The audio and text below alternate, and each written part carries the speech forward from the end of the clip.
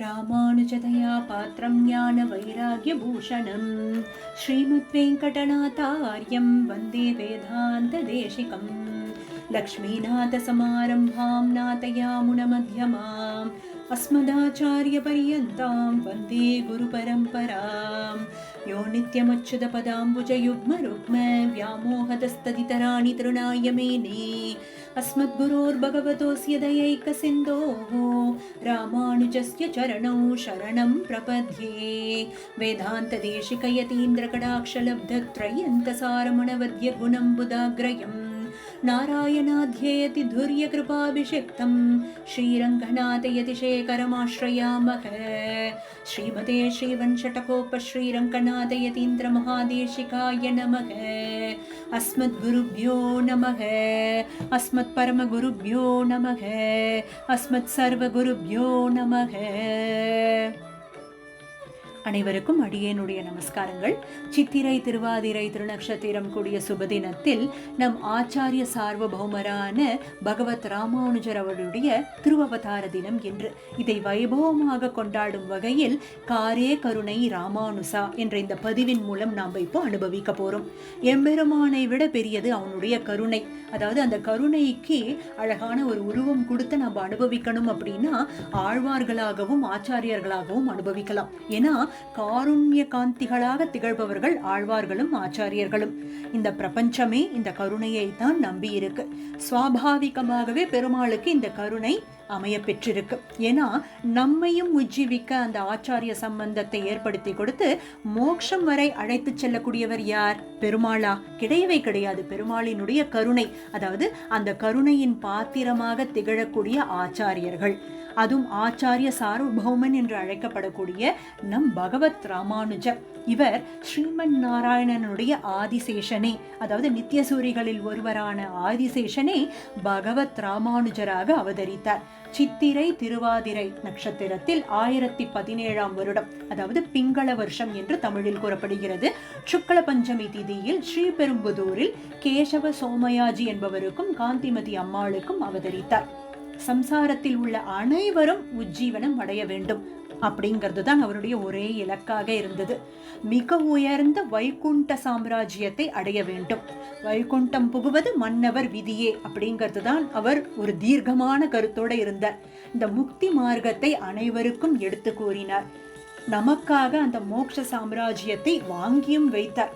இப்படி ஆச்சாரியர்களுக்கே சொல்லப்படக்கூடிய 14 லட்சணங்கள், அதுவும் வேதத்தை பிரமாணமாக கொண்டு நம் சுவாமி தேசிகன் ஞாச விம்சதியில் எடுக்கிறார். முதல் ஸ்லோகத்தில் சித்தம் சத் சம்பிரதாயே ஸ்திர தியமனகம் ஸ்ரோத்ரியம் பிரம்மனிஷ்டம் சத்வஸ்தம் சத்யவாச்சம் சமய நியதையா சாதுவிருத்தியா சமேதம் டம்பா சூயாதிமுக்தம் ஜித விஷயி கணம் தீர்க்க பந்தும் தயாளும் ஸ்காலித்யே சாசிதாரம் ஸ்வபரஹிதபரம் தேசிகம் பூஷ்ணுரீப்சேத் என்று அதி ஆச்சரியமாக 14 லட்சணங்களை எடுத்து வைக்கிறார்.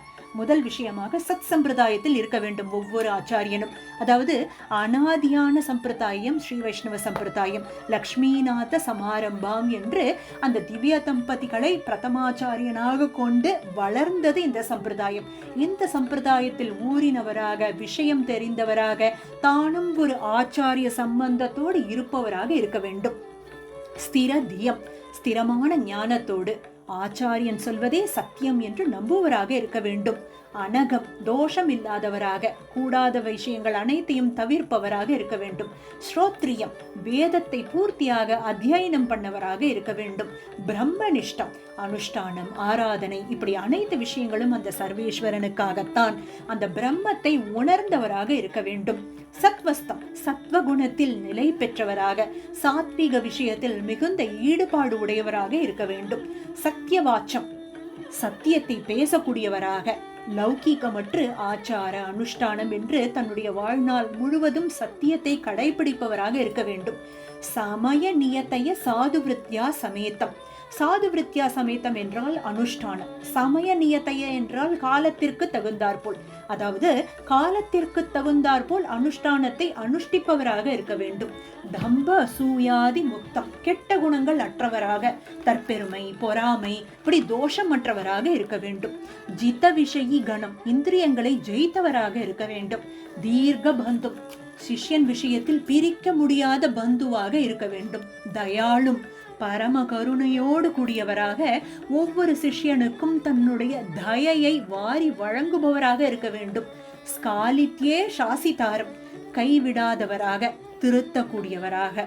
என்ன சொல்றாருன்னா, திருத்தி பணிகொள்பவராக, பயனென்றாகிலும் பாங்கலராகிலும் திருத்தி பணிகொள்வார் என்பது போல தன்னுடைய ஒவ்வொரு சிஷ்யனையும் திருத்தி பணிகொள்பவராக இருக்க வேண்டும். கடைசியாக 14வதாக ஸ்வபர ஹிதபரம், ஹிதத்தை செய்யக்கூடியவராக இருக்க வேண்டும். இப்படி 14 லட்சணங்கள் கூறப்படுகிறது. இந்த 14 லட்சணங்களும் பரிபூர்ணமாக நிரம்ப பெற்றவர் தான் நம் பகவத் ராமானுஜர். நாம் இந்த வாழ்நாள்ல 3 பேருக்கு நம்மளுடைய கிருத்தஜைகளை எப்படியும் சொல்லிடவே முடியாது. அதாவது கைமாறு செய்து முடிக்கவே முடியாது. ஒரு தாய், குரு, ஆச்சாரியன் என்னைக்குமே நம்ம இவாளுக்கு கடனாளி தான். ஆனா சுவாமி தேசிகன் எவ்வளவு அழகாக அதிகார சங்கிரகத்தில் எடுக்கிறார் பாருங்களேன். ஏற்றி மனத்தெடில் ஞான விளக்கை இருள் அனைத்தும் மாற்றினவருக்கு ஒரு கைமாறு மாயினும் காணகில்லான், போற்றி உகப்பதும் புந்தியில் கொள்வதும் பொங்கு புகழ் சாற்றி வளர்ப்பதும் சற்றல்லவோ முன்னம் பெற்றதற்கே அப்படிங்கிறார். அதாவது உபகார ஸ்மிருதி என்பது உலகியல் பண்பு, நன்றி அப்படிங்கிறது உலகியல் பண்பு. அதுவும் ஒவ்வொரு ஆச்சாரியர்களும் இருக்கா இல்லையா, தன்னுடைய சிஷ்யர்களுக்கு சேத்தன அச்சேதன ஈஸ்வர தத்துவத்தை அழகா எடுத்து சொல்றா. உபாயத்தை காட்டி கொடுக்கிறா, அதாவது அடையும் வழியை காட்டி கொடுக்கிறார்கள். புருஷார்த்தத்தை புரிய வைக்கிறார்கள், ஞானத்தை ஏற்றி வைக்கிறார்கள். இப்படி அவருடைய உபகாரத்திற்கு என்ன கைமாறு பண்ணிட முடியும்? பண்ணிதான் பார்த்துதான் முடியுமா நம்மளால? ஏன் அந்த பரம்பொருளால கூட இந்த மகா உபகாரத்திற்கு கைமாறு செய்ய முடியாதபடி இருக்கக்கூடிய நிலையில சிஷ்யன் என்ன செய்யணும் அப்படின்னு பார்க்கும்பொழுது, சிஷ்ய லட்சணமானது ஆச்சாரியனின் கீர்த்தியை பாட வேண்டும், பாடிக்கொண்டே இருக்க வேண்டும், மேன்மையை தியானித்து கொண்டே இருக்க வேண்டும். அதுவும் நம் ஆச்சாரிய சார்வபௌமரான எம்பெருமான் என்று புகழ் பெற்ற சாக்ஷாத் பகவத் ராமானுஜர் போன்ற ஆச்சாரியர்கள். பகவத் சப்தம் ராமானுஜருக்கு மட்டுமே. சாக்ஷாத் பகவானாகவே ஆசிரியக்கக்கூடிய ராமானுஜரின் திருவவதார தினம் இன்று. அதுவும் 1000 வருடங்கள் கடந்தும் முகப்போடு கொண்டாடி கொண்டிருக்கிறோம் இல்லையா? அதற்கு காரணம் என்னன்னு யோசிச்சு பார்த்தா, நம்மை உஜ்ஜீவிக்க இந்த லீலா விபூதியில் அவர் அவதரித்ததுதான். லீலா விபூதியில் அவதரித்து என்னென்னலாம் பண்ணியிருக்கார்? வாழும் நெறியை நமக்காக காமிச்சு கொடுத்தார். ஸ்ரீவைகுண்ட நெறியை காமிச்சு கொடுத்தார். தர்மத்தை பண்ணணும், அவளுக்கு உண்டான தர்மத்தை பண்ணணும் அப்படிங்கிறதையும், அந்த தர்மங்கள் மோட்சத்தை கொடுக்காது, ஆனா அந்த தர்மத்தின் ஸ்வரூபமாக இருப்பது யாரு? ஸ்ரீமன் நாராயணனே. தர்மத்தின் இடமாக இருப்பது ஸ்ரீமன் நாராயணனே அப்படின்னு சொல்லி கைங்கரியமா பண்ணும் பொழுது அந்த திருவடியே உபாயம் அப்படிங்கிறத நாம உணர்றோம். இந்த கைங்கரிய மார்க்கத்தை உபதேசம் செய்தவர் தான் நம் பகவத் ராமானுஜர். இதைத்தான் சரணாகதி சாஸ்திரம் அப்படின்னு நம் ஆழ்வார்களும் ஆச்சாரியர்களும் நமக்கு எடுத்து கூறி அதை வாழ்ந்தும் காமிச்சிட்டு போயிருக்கா. இப்படி அவர் பண்ணின உபகாரங்கள் பல பல பல, அவருடைய நாமங்களும் பல பல பல. இயற்பெயர் அவருக்கு இளையாழ்வார்.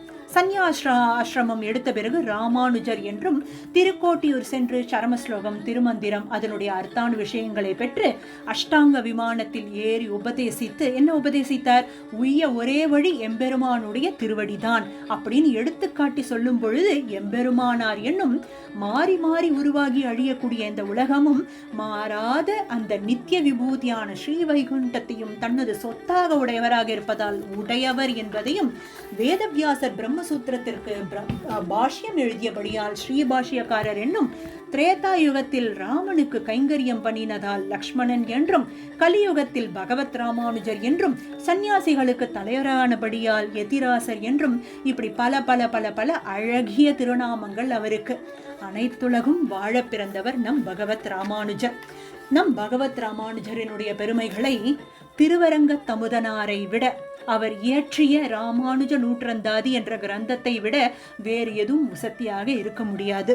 ஒவ்வொரு பாசுரங்களும் நுட்பமாக ரசிக்கக்கூடிய வகையில் ஒவ்வொன்றும் ஸ்ரீபாஷ்யக்காரரினுடைய திருநாம வைபவங்கள், பெருமைகள், குணங்கள், மேன்மைகள் அப்படின்னு பல பல பல பல விஷயங்கள் பல கோணத்தில் அனுபவிக்கப்பட்டுள்ளது. ஒவ்வொன்றும் அமுத தமிழில் அமைக்கப்பட்டுள்ளது. 108 அந்தாதி பாடல்கள் ஒவ்வொன்றும் இராமானுசா இராமானுசா என்று அமுதனார் தந்த அமுதமாக இருக்கு. அந்த அமுதத்தை கொண்டுதான் நாம் இன்னைக்கு ராமானுஜ வைபவத்தை அனுபவிக்க போறோம். ஓரிரு பாசுரங்களை எடுத்துக்கொண்டு நம்ம அனுபவிக்க போறோம். அதில் முதல் படியாக 33வது பாசுரங்கள். நம் பகவத் ராமானுஜர் பாஷ்யக்காரர் யாருடைய அவதாரம் அப்படிங்கறத ரொம்ப அழகா சொல்றார். அடையார் கமல தளர்மகள் கேள்வன் கையாழி என்னும் படையோடு நாந்தகமும் படர்தண்டும் ஒன் சார்ங்க வெல்லும் புடையார் புரிசங்கமும் இந்த பூதலம் காப்பதற்கு என்றிடையே இராமானுச முனியாயின இந்நிலத்தே அப்படிங்கிறார். அதாவது பெருமாளினுடைய பஞ்ச ஆயுதங்களும் சேர்ந்து இந்த லோகத்தை ரட்சிக்க ராமானுஜ முனியாயின. சங்கு, சக்கரம், கதை, சார்கம், கட்கம் இவையே சேர்ந்து ராமானுஜ முனியாயின அப்படிங்கிறார். இதையேதான் யதிராஜ சப்தத்திலும் நம் சுவாமி தேசிகன் சொல்றார், வவ்ருதே பஞ்சபிராயுதைர் முராரேகே அப்படிங்கிறார். அது மட்டும் இல்ல, நம் பகவத் ராமானுஜர் ஸ்ரீ வைஷ்ணவ சம்பிரதாயத்திற்கு நடுநாயகமாக திகழ்கிறார் என்பதையும் யதிராஜ சப்தத்தில் ரொம்ப அழகாக சொல்றார். எப்படி சொல்றார் அப்படின்னா, அமுனா தபனா திஷாயி பூம்னா யதிராஜேன நிபத்த நாயக ஸ்ரீஹி மகதி குரு பங்கி ஹார யஷ்டிஹி அப்படிங்கிறார். அதாவது இந்த குரு பரம்பரையானது ஒரு ஹாரமாக நாம் அழகாக பார்த்தால் அந்த ஹாரத்திற்கு நடுவே ஜொலிக்கக்கூடிய அந்த நாயக கல்லாக, அப்படி ஜொலிக்கக்கூடிய கல்லாக இருக்கக்கூடியவர் நம் பகவத் ராமானுஜர் அப்படின்னு சொல்லி ரொம்ப அழகாக அனுபவிக்கிறார். இப்போ இந்த பகவத் ராமானுஜர் நம்மளுடைய சம்பிரதாயத்திற்கு செய்த உபகாரங்கள் பல பல பல பல. அனாதியான இந்த சம்பிரதாயத்தை நிலைநாட்டிய பெருமை அவரை சேரும். அதாவது வேதத்தை பிரமாணமாக கொண்டுள்ள இந்த சம்பிரதாயத்தை, வேதத்தையும் சரி வேதம் சொல்ல வரக்கூடிய விஷயத்தையும் இரண்டையும் சேர்த்து நிர்ணயப்படுத்தி காமிச்சவர் நம் பகவத் ராமானுஜர். இதைதான் 30வது பாசுரத்தில் எடுக்கிறார். இன்பம் தரு பெரு வீடு வந்தெய்திலன் எண்ணிறந்த துன்பம் தரு நிறையம் பல சூழிலன் தொல் உலகில் மண் பல் உயிர்கட்கிறைவன் மாயன் அப்படிங்கிறார். அதாவது சர்வசேஷி யார்? சமஸ்த கல்யாண குணங்கள் பெற்றிருப்பவன் யார்? இந்த லீலா விபூதி நித்திய விபூதிக்கு நாதன் யார்? பரதத்துவம் யார்? 33 தேவர்களுக்கு தலைவன் யார் அப்படிங்கிறதுக்கு அந்த ஸ்ரீயப்பத்தியான ஸ்ரீமன் நாராயணனே மண்பல் உயிர்கட்கிறைவன் மாயன் என மொழிந்த. யார் அதை சொன்னது? நம் பகவத் ராமானுஜரே. லக்ஷ்மிநாதனே பரதத்துவம் என்று நிலைநாட்டினார். இதை எதை கொண்டு நிலைநாட்டினார்? அந்த வேதத்தை பிரமாணமாக கொண்டு நிலைநாட்டினார். அதுவும் பகவத் ராமானுஜர் இருந்த காலத்தில் இருள் சுரந்து மறைபொருளினுடைய பொருள்கள் எல்லாம் மறைந்திருந்த காலம். அப்போ அந்த பூவுலகில் எம்பெருமானார் தன் சத்தியத்தை கடைபிடித்து எல்லா உயிர்க்கும் நாதன் அந்த ஸ்ரீமன் நாராயணனே அப்படின்னு அந்த வேதத்தை பிரமாணமாக கொண்டு நிலைநிறுத்தினார். அப்பொழுது அந்த வேதமே களிப்புற்றுதான். அடடா, இவ்வளோ நாளைக்கு நம்மளை பத்தி எவ்வளவு தப்பு தப்பா பேசின்னு இருந்தா அப்படின்னு நாட்டிய நீச்ச சமயங்கள் மாண்டன. நாரணனை காட்டிய வேதம் களிப்புற்றது. பெருமாளை எது மூலியமாக அறியலாம்? வேதத்தின் மூலியமாக அறியலாம். அந்த வேதத்தையே தப்பா பேசின்ற இந்த காலத்தில் ராமானுஜர் அதை தெளிவாக உள்ளது உள்ளபடி நமக்கு எடுத்துரைத்ததால் நாரணனை காட்டிய வேதமும் களிப்புற்றதாம். அப்பேற்பட்ட பெருமை நம் பகவத் ராமானுஜருக்கே. அது மட்டும் இல்லையா, உலகிருள் நீங்க இந்த லோகமே இருளால் சூழப்பட்டிருந்தது. தன் ஈண்டிய சீரருள் சுரந்தெல்லா உயிர்கட்கும் நாதன் யாரு? அரங்கன் என்னும் பொருள் சுரந்தான். அதை உலகறிய அனைவருக்கும் புரியும்படி எடுத்துரைத்த பெருமை நம் பகவத் ராமானுஜரையே சாரும் என்று இதுவே அவர் பண்ணின நமக்கு மகா உபகாரம் இல்லையா? அது மட்டும் இல்லாமல் ஆமோதனார் தன்னை அந்த தயை என்ற தன்னுடைய ஆச்சாரியனான பகவத் ராமானுஜர் எப்படி தயையால் தன்னை ஆட்கொண்டார் அப்படிங்கிறதையும் ரொம்ப அழகா சொல்றார். மொய்த்தவென் தீவினையால் பல்லுடல் தொறும் மூத்து அதனால் எய்த்தொழிந்தேன் முனை நாள்கள் எல்லாம் இன்று கண்டுயர்ந்தேன் பொய்த்தவம் போற்றும் புழைச்சமயங்கள் நிலைத்தவிய கைத்த மெய்ஞானத்து இராமானுசன் என்னும் கார்த்தன்னையே அப்படிங்கிறார். அதாவது கர்ம வினைகள் என்னை போட்டு அழுத்தின் இருந்தது. என்ன பண்றோம் ஏது பண்றோம் அப்படின்னு ஒண்ணுமே தெரியாம கண் போன போக்கு கால் போன போக்கு அப்படின்னு அப்படியே போயிட்டே இருந்தது. ஆனா தோஷமற்றவரான ராமானுஜரினுடைய உபதேசங்களை காது கொடுத்து கேட்க கேட்க கேட்க என்னாச்சுன்னா இந்த விட்டல் பூச்சியானது எப்படி விளக்கை நோக்கி சென்று தானே மடிஞ்சு போயிடுமா, அப்படியே பட்டு பட்டு பட்டு பட்டுன்னு போயிடுமா. அதே மாதிரி நம் பகவத் ராமானுஜரினுடைய திருவடியை நாம் அடைந்து அவருடைய உபதேசங்களை கேட்கும் பொழுது பாப்பங்கள்லாம் கருகி போயிடுறதாம். ஒவ்வொன்றும் கருகி போயிடுறது. பல்லுடல் பல சன்மங்கள் பிறந்து இறந்து இந்த சம்சார கடலில் மூழ்கி இருக்கக்கூடிய நம்மை போன்ற ஒவ்வொருத்தருக்கும் பகவத் ராமானுஜரே அந்த சார்வபௌமனாக இருந்து நம்மை ரட்சிக்கிறார். தன்னுடைய தயையால் ஒவ்வொரு சிஷ்யனையும் ரட்சிக்கிறார். இப்படி ரட்சிப்பதோடு மட்டுமல்லாமல் அவைதிக மதங்களை வாதத்தால் வெல்கிறார். சரணாகதி தத்துவத்தை எடுத்து நிலைநாட்டார். ஸ்ரீமன் நாராயணனே பரதத்துவம் என்று நிலைநாட்டிய பெருமையும் அவருக்கு தான். இப்படி மகா பாப்பியான என்னை போன்ற பலர், அவர் அமுதனார் தன்னை சொல்லிக்கிறார். நம்மை பிரதிபலிக்கும் விதமாக அவர் தம்மை அப்படியே நைச்சானுசந்தியத்தோடு சொல்லிக்கிறார். அச்சோ நான் நீசன் அப்படின்னு தன்னை சொல்லிக்கிறார். மகா பாப்பியான நமக்கு என்ன இயல்பு, என்ன ஞானம் இருக்கு, என்ன வைராகியம் இருக்கு, ஒண்ணுமே கிடையாது. ஆனா இப்படி நம்மளுடைய குணங்கள் பல தெரிந்திருந்தும் என்னையும் பார்த்து என் இயல்பையும் பார்த்து என்னில் பல்குணத்தை உண்டையும் பார்க்கில். ஆனா நம் ஆச்சாரியன் எப்படி இருக்கார்? ஞானத்தாலும் சௌசீல்ய குணங்களாலும் சௌலபிய குணத்தாலும் வாத்சல்ய குணத்தாலும் நிரம்ப பெற்றிருக்கிறார். அப்ப பார்த்த உடனே அவருக்கு என்ன தோன்றது? அச்சோ இந்த குழந்தைய நம்ம ரட்சித்தே ஆகணுமே அப்படின்னு சொல்லி மேலும் பல பாப்பங்களை செய்ய விடாமல் என்னை தடுத்து ஆட்கொண்டார். தன்னை என் பார்ப்பார் ராமானுசா, உன்னை சார்ந்தவரே. இப்ப அவரை சார்ந்தவர்கள் அனைவரும் நற்கதைக்கு அடைந்தார்கள் அப்படின்னு சொல்லி பல பல பல உபகாரங்களை செய்து இன்றளவும் செய்து கொண்டிருப்பவர் நம் ஜகதாச்சாரியன் அப்படின்னு சொல்லி முடிக்கிறார். இது மட்டும் இல்லையா, அந்த ராமானுஜரினுடைய திருநாம வைபவங்கள் என்னென்னு சொல்லும் பொழுது கற்பகமாக இருக்கிறதாம் அவருடைய நாமம். கற்பக விருட்சம் என்பது கேட்டதை கொடுக்கக்கூடியது. அது தேவர்களுக்கு மட்டுமா? தேவலோகத்தில் கற்பக மரம் இருக்கும். தேவர்களுக்கு மட்டும் தான் கேட்டதை கொடுப்பாதா அந்த கற்பக மரம்? அப்ப நம்மை போன்ற இந்த பூலோகத்தில் இருக்கிறவாளுக்கெல்லாம் யாரு கற்பக மரம் அப்படின்னா அந்த ராமானுச நாமமே கற்பக மரமாக இருக்கும். கேட்டதை கொடுக்கக்கூடிய கற்பக விருட்சமாக ராமானுஜரின் திருநாமமே அப்படின்னு சொல்றார். எப்படி சொல்றார்? அற்புதன் செம்மை ராமானுசன் என்னை ஆள வந்த கற்பகம் அப்படிங்கிறார்.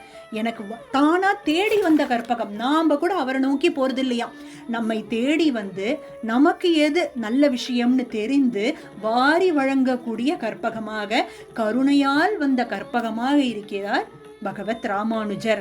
அப்போ இந்த கற்பகம் விருட்சமானது நமக்கு என்னெல்லாம் கொடுக்கும்னு பல விஷயங்களை அடுக்கிறார். என்னென்ன சொல்றார்? பொருந்திய தேசும் பொறையும் திரளும் புகழும் நல்ல திருந்திய ஞானமும் செல்வமும் சேரும் செருகலியால் வருந்திய ஞானத்தை வன்மையினால் வந்தெடுத்தளித்த அருந்தவன் எங்கள் ராமானுஜனை அடைபவர்க்கே. அப்போ நம் பகவத் ராமானுஜரனுடைய திருவடிகளை அடையும் பொழுது ஆசிரியக்கிறவர்களுக்கு என்னென்னலாம் கிடைக்கிறது? ஒவ்வொரு ஜீவாத்மாவிற்கும் பொலிவு, அதாவது அந்த ஜீவாத்மாவிற்கு வேண்டிய தேஜஸ், ஒவ்வொன்றத்தையும் வெல்லக்கூடிய தேஜஸை பெறுகிறார்கள். பொறுமை, கஷ்டங்களை பொறுத்து கொள்ளக்கூடிய க்ஷமா, அதையும் பெறுகிறார்கள். திரள், பாகவத விஷயங்களில் கைங்கரியத்தில் ஈடுபடுதல், அந்த மன வலிமையை கொடுக்கிறார் பகவத் ராமானுஜர். புகழ், மனத்தையும் புலன்களையும் அடக்கி புகழையும் தருகிறார். திருந்திய ஞானம், உலகியல் விஷயத்தில் இல்லாமல் ஆத்ம ஞானத்தை கொடுக்கிறார். செல்வமும் கொடுக்கிறார். கைங்கரிய செல்வம், பாண்டித்ய செல்வத்தை கொடுத்து இப்படி அனைத்தும் தரக்கூடிய கற்பக விருட்சமாக இருக்கிறார் அப்படின்னு சொல்றார். இது மட்டும் இல்லையா, மறுபடியும் எடுக்கிறார் 43வது பாசுரத்தில். சுரக்கும் திருவும் உணர்வும் சொலப்புகில் வாயமுதம் பறக்கும் இருவினை பற்றற ஓடும் படியில் உள்ளீர் உரைக்கின்றனன் உமக்கு யான் அறம் சீரும் உருகலியை துறக்கும் பெருமை இராமானுசன் என்று சொல்லுமினே அப்படிங்கிறார். திருவென்றால் லக்ஷ்மி, அந்த கைங்கரிய லக்ஷ்மி ஐஸ்வர்யத்தை அப்படி வாரி வாரி வழங்குறாராம் ஒவ்வொரு ஜீவாத்மாக்கும். அந்த ஜீவாத்மா ஞானம் என்ன, ஜீவாத்மானா என்ன, பரமாத்மானா என்னங்கிற அந்த ஞானத்தை நமக்கு ஊட்டுகிறார். அந்த அவருடைய நாமத்தை சொல்ல சொல்ல சொல்ல வாயமுதம் அப்படி ஊறி ஊறி நம்மளுடைய பாவங்கள்லாம் இடம் தெரியாமல் போய்விடுகிறதா. முன்வினைகள் எல்லாம் அழிஞ்சு போயிடுறது. இது எல்லாமே அந்த 4 வார்த்தைகளால் கொண்டல்ல, அந்த ராமானுசா என்ற 4 எழுத்திற்கான ஏற்றத்தை ரொம்ப அற்புதமாக சொல்லுகிறார். அது மட்டும் இல்லையா, இன்னும் என்னென்னலாம் கொடுக்கும்? தவம் தரும், செல்வம் தகவும் தரும், சலியா பிறவி பவம் தரும், தீவினை பாற்றி தரும், பரந்தாமம் என்னும் திவம் தரும், தீதில் இராமானுசன் தன்னை சார்ந்தவர்கட்கு உவந்தருந்தேன் அவன் சீரன்றி யான் ஒன்றும் உள்மகிழ்ந்தே. தவத்தை கொடுக்குமா? தபஸ்னா என்ன மாதிரி தபஸ் அப்படின்னு பார்க்கும் பொழுது நம்மளுடைய சம்பிரதாயத்தில் சரணாகதி நிஷ்டை அப்படிங்கிற அந்த தபஸை கொடுக்கக்கூடிய வல்லது அவருடைய திருநாமம். அந்த மனப்பக்குவத்தை கொடுத்து அந்த உறுதியை கொடுக்கிறது நமக்கு. நமக்கு அதுவும் இல்லாமல் அந்த கைங்கரிய துடிப்பு, ஐயோ பெருமாளுக்கு கைங்கரியம் பண்ணணுங்கிற அந்த ஒரு துடிப்பு கொடுக்கறதாம். சலியா பிறவிகளை அழிக்கிறது, தீவினை பாற்றி கர்மாக்களை பொடியாக்குகிறது. பரந்தாமம் என்னும் திவம், அந்த பரமாகாசமான ஸ்ரீவைகுண்டத்தையும் கொடுக்கிறது.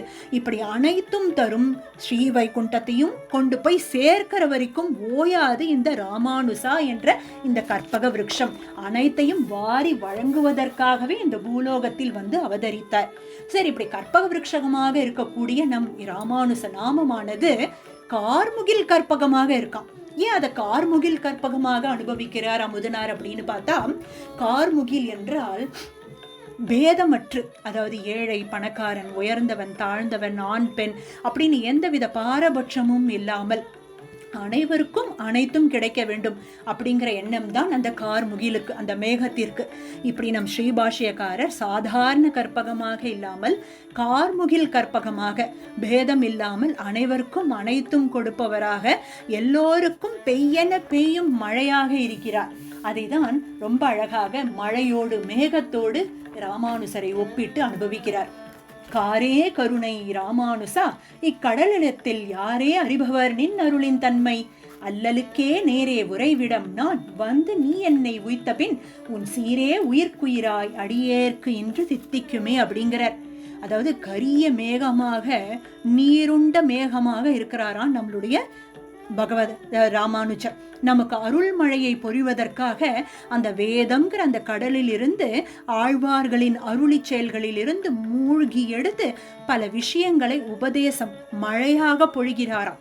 மும்மாறி பெய்யென பெய்யும் மழையாக, கைமாறு கருதாது பொழியக்கூடிய கார்முகிலாக இருக்கிறார் நம் பகவத் ராமானுஜர். இது சரி, இதெல்லாம் பல விஷயங்கள், ஈகா பர சுகங்கள் அனைத்தையும் தரக்கூடியது அவருடைய திருநாம வைபவம் அப்படின்னு பார்த்தோம். இதனுடைய உச்சகட்டமாக ராமானுசன் என்னும் சீர்முகிலே அப்படிங்கிறார். அப்போ இன்னும் என்ன கொடுக்கும் அப்படின்னா, தன் தகவென்னும் சரண் கொடுத்தே அப்படிங்கிறார். தன் தகவென்னும் சரண் கொடுத்தேன்னா தன்னுடைய கருணையால் மோட்சத்தை கொடுக்கக்கூடிய அளவுக்கு பெருமை உடையது அவருடைய நாமம் அப்படிங்கிறார். இப்போ பெருமாளுக்கு வந்து நம்ம பல பல அனுஷ்டானங்கள், ஞான யோகம், பக்தி யோகம் இப்படின்னு கர்மயோகம்னு பல யோகங்களை செய்தால் பெருமாளை அண்டி நாம பெருமாளுக்கு என்ன பண்ணணுமோ சரணாகதி பண்ணி அடைவதுங்கிறது உலகியல்பு. இதுதான் நடந்துட்டு இருக்கானா, இந்த ராமானுச நாமமானது எப்படின்னா அந்த மோட்சத்தையும் நமக்கு எடுத்து வாங்கி கொடுத்துடுமா. இதை ஒரு அழகான ஒரு கதையை கொண்டு நம்ம அனுபவிக்கலாம். ஸ்ரீரங்கத்துல ஒரு சலவை தொழிலாளி, அதாவது அவர் வந்து அனுதினமும் அந்த பெருமாளுக்கு சலவைகளை தோய்த்து மடித்து இந்த மாதிரி பண்ணக்கூடிய ஒரு கைங்கரியத்தில் ஈடுபட்டு இருந்தார். இதை பார்த்த நம் பகவத் ராமானுஜர் என்ன சொன்னார், அடடா எவ்வளவு அழகா ஸ்ரத்தையா அந்த பெருமாளுக்கு செய்யக்கூடிய கைங்கரியத்தை பண்ணிட்டு இருக்கார் இவரை நாம பெருமாளுக்கு முன்னாடி கொண்டு போய் நிறுத்தி பெருமாள்கிட்ட நல்ல வரத்தெல்லாம் வாங்கி கொடுக்கணும்னு ஒரு நாளைக்கு கூட்டிட்டு போனாராம். வாப்பா நம்ம பெருமாள்கிட்ட போய் அவர் ரொம்ப உகப்போட இருக்க, நல்ல வரத்தை கேளு அப்படின்னு சொல்லி கூட்டிட்டு போனாராம் அந்த சலவை தொழிலாளிய நம் பெருமாளுக்கு முன்னாடி. அப்போ அந்த சலவை தொழிலாளி நம்ம பெருமாள்கிட்ட முன்னாடி போய் சொன்னாராம், பெருமாளே, அதாவது நீ கிருஷ்ணாவதாரத்துல உன்னுடைய மாமா கம்சனை போய் பார்க்கிற வழியில நீ என்ன பண்ணிருக்க, நல்ல ட்ரெஸ் பண்ணிட்டு போகணுங்கிறதுக்காக ஒரு சலவை தொழிலாளி கிட்ட வஸ்திரம் கேட்டிருக்கேன், அவன் உனக்கு கொடுக்க மறந்துருக்கான். அந்த சலவை தொழிலாளி என்னுடைய பாட்டனா கூட இருந்திருக்கலாம், அவனை மன்னிச்சுடு, அவன் தெரியாம பண்ணிட்டான், உனக்கு அன்னைக்கு ஒரு வஸ்திரம் கூட தரமாட்டேன்னு சொல்லிட்டான் அப்படின்னு சொல்லி மன்னிக்கணும் அப்படின்னு கேட்கவே பெருமாளும் மன்னித்தோம் அப்படின்னாராம். உடனே ராமானுஜர் பார்த்தார், ஏன்பா கேட்கற மோட்சத்தை கேட்க கூடாதா அப்படின்னு கேட்டாராம். உடனே அந்த சலவை தொழிலாளி ஒரு போடு போட்டாராம், அதான் நீர் இருக்கீரே அப்படின்னு சொன்னாராம். அதாவது இப்படி கருணையால் மோட்சத்தையும் கொடுக்கக்கூடியவர் ராமானுசர். தன் தகவென்னும் சரண் கொடுத்தே, ஞானம் கனிந்தாதான் பெருமாள்கிட்ட மோட்சத்தை வாங்க முடியும். ஆனா நம் ராமானுஜர் கிட்ட தன் தகவென்னும் சரண் கொடுத்து கருணையால் மோட்சத்தையும் கொடுத்துடுறாராம். ஞானமுடையவர்களை ரட்சிப்பது பெரிய விஷயமே இல்லை.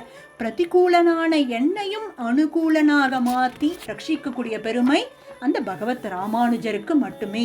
இப்படி கர்மாதீனமான இந்த உடலை விட்டு அப்ராகிருத்தமான ஸ்ரீ வைகுண்ட லோகத்தையும் கொடுக்கக்கூடிய பெருமை பகவத் ராமானுஜர் ஒருவரே. அப்படின்னு சொல்லி நமக்கு அந்த ராமானுச நாமமே காவலாக இருந்து நம்மை ரட்சிக்கிறது. இப்படி ஒவ்வொரு ஜீவாத்மாவும் நுண்ணிய வடிவில் இருக்கு. பிரளய காலத்துல அந்த நுண்ணிய வடிவுல இருந்து எப்போ அது நம்ம கிட்ட வந்து சேர்ந்து அடையும் அப்படின்னு பெருமாளும் காத்துட்டு இருக்கார். அதற்காக தான் என்ன பண்றார், சிருஷ்டிக்கிறார், சேத்தன அச்சேதன வஸ்துக்களாக மாத்துறார், விரிவடைய செய்கிறார், சரீரத்தை கொடுக்கிறார், சாஸ்திரத்தை கொடுக்கிறார், உபதேசிக்க ரிஷிகளை அனுப்புறார், அதை எளிமைப்படுத்த ஆழ்வார்களையும் அனுப்புறார், போதாதத்துக்கு தானும் இறங்கி வரார், அவதரிக்கிறார், பல பல அவதாரங்களையும் எடுக்கிறார். ஆனா நாம என்ன பண்ணிடுறோம், எதையும் பற்றாமல் உழன்று கொண்டே இருக்கிறோம். எப்படி இதுல இருந்து இந்த சம்சார கடல்ல இருந்து வெளில வருதுன்னே தெரியாம நம்ம சுத்திண்டே இருக்கோம். அப்போ ராமானுஜன் அப்படிங்கிற ஒரு ஜெகதாச்சாரியன் வந்து நம்மை திருத்தி ஆட்கொண்டு அந்த பெருமாளினுடைய திருவடியை காமித்து கொடுத்து தகவென்னும் சரண் கொடுத்தேன்னு நமக்கு அந்த பெருமாளை பக்கத்துல கொண்டு போய் சேர்த்து விடுறாராம். ஆரமுதமாக இருக்கக்கூடிய அவருடைய நாமம் அனைத்தையும் பெற்று கொடுக்கிறது. அப்ப நாம் என்ன பண்ணணும், நம்மளுடைய புலன்கள் அனைத்தும் மெய்வாய் கண் மூக்கு செவி இப்படி நம்மளுடைய ஆச்சாரியன் மீது செலுத்தி அந்த அந்த வாயும் கண்ணும் எல்லாமே அந்த ஆச்சாரியனுடைய விஷயங்களில் ஈடுபட தக்க நெறியில் செலுத்தப்படுகிறது. அப்போ நம்மை அறியாமையே நம்ம நல்ல விஷயங்களில் ஈடுபடுகிறது.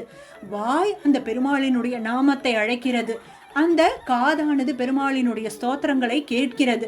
இப்படி அனைத்தையும் ஆளுமை செலுத்தி நம்ம ஈர்க்கக்கூடிய கீர்த்தியானது எங்க ஆரம்பிக்கிறது, அந்த ஆச்சாரிய வைபவத்திலிருந்து தான் ஆரம்பிக்கிறது. இப்பேற்பட்ட ஆளுமையோடு நம்மை ஆட்கொண்டு நம்மை நல்வழியில் செலுத்தக்கூடிய பெருமை யாருக்கு, பகவத் ராமானுஜர் ஒருவருக்கே. இப்படி அக்ஷயமான செல்வமாக இருந்து வழித்துணை செல்வமாக அல்ல, பிரளய காலத்தில் கூட நம்மை ரட்சிக்கக்கூடிய செல்வமாக ஸ்ரீவைகுண்டம் சென்றாலும் அடியேன் ராமானுசதாசன் என்று கூறும்படியாக இருந்து நம்மை ரட்சிக்கக்கூடிய பெருமை ஜெகதாச்சாரியனான பகவத் ராமானுஜர் ஒருவருக்கே. இப்படி 6 பேரும் ராமானுச நாமமே. அவருடைய திருவடியை நாம் நல்ல கெட்டியமா பிடிச்சுட்டோம்னு வச்சுக்கோங்களேன், நாம் அந்த பெருமாளினுடைய பாத்திரத்திற்கு, கைங்கரிய பாத்திரத்திற்கு நன்றாக நம்மை சீர்திருத்தி பணிகொள்கிறார். இப்படி பூமண்டு மாது பொருந்திய மார்பன் புகழ்மலிந்த பாமண்ணு மாறன் அடிபணிந்துய்ந்தவன் பல்கலையோர் தாமண்ண வந்த ராமானுசன் சரணாரவிந்தம் நாமண்ணி வாழ நெஞ்சே சொல்லுவோம் அவன் நாமங்களே.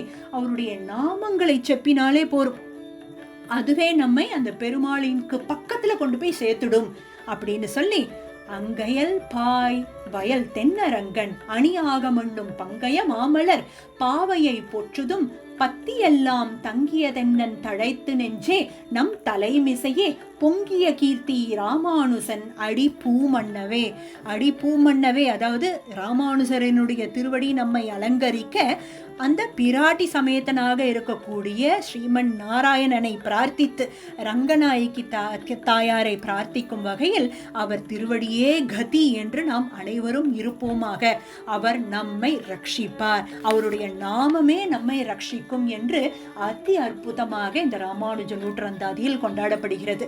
இந்த ஒரு வசத்தியான திருநாளில் ஆச்சாரியர்களை நினைவு கூர்ந்து அவளுக்கு பல்லாண்டு பல்லாண்டு பல்லாண்டு பல்லாண்டு பாடி அனைவரையும் நல்ல சத்கதியில் அழைத்து சென்று அந்த பெருமாளினுடைய கைங்கரியத்திற்கு பாத்திரமாக மாற வேண்டும். அடியேன் கவிதார்க்கிக சிம்ஹாய கல்யாண குணசாலினே ஸ்ரீமதே வெங்கடேஷாய வேதாந்த குரவே நமக. ஸ்ரீமதே நிகமாந்த மகாதேசிகாய நமக. அஸ்மத்குருப்யோ நமக.